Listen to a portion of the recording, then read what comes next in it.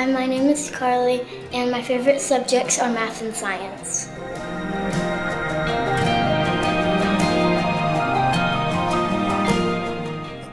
Hi, my name is Mary. I'm grandmother of 6.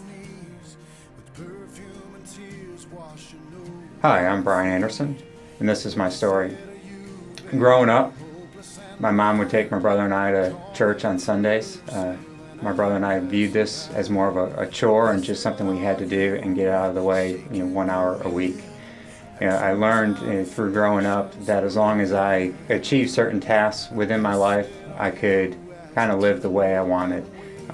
Certain people who knew me, or if you looked at my life growing up, you would think I was a good kid. I was an honor roll student.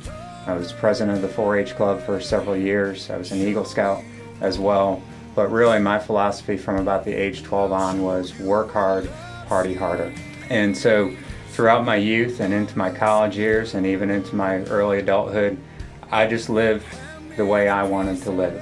I did the things I wanted to do, many things that just make me sick now thinking about. Knowing what I know now, knowing that while Christ was on the cross, leading up to the cross, the tearing of his flesh, the shedding of his blood was for those sins that I was committing.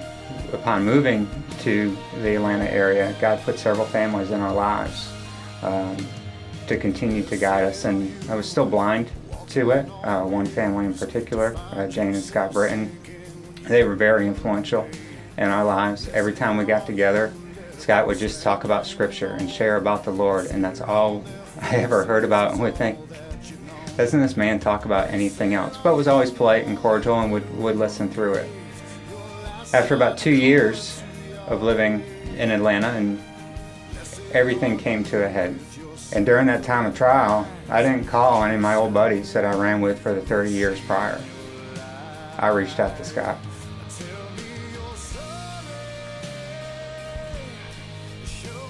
And through his pastor, I went for what I thought was counseling. But what the pastor knew, Pastor Kersey knew, was I didn't have a relationship with Christ. And so through his teaching, reading the book of John, and understanding who I was as a sinful, fallen human being and who God was, God continued to turn my heart.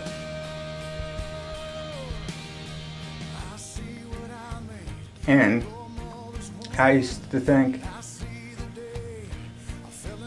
that living a Christian life, whenever I would see Christians, I thought it was a very narrow-minded, a very rigid, unfun lifestyle.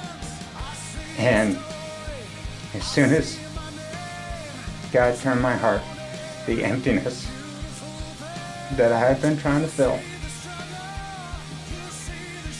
with people,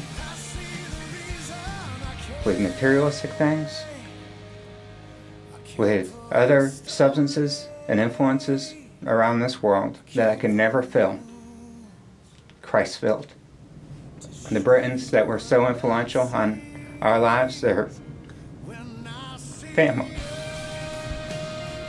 And funny thing is, as soon as I was saved, Scott began talking about fishing, hunting, NASCAR, anything else in the world. And I'm just so thankful for his example, for the many people that God has put in my life to grow me, to sharpen me. And that's my story.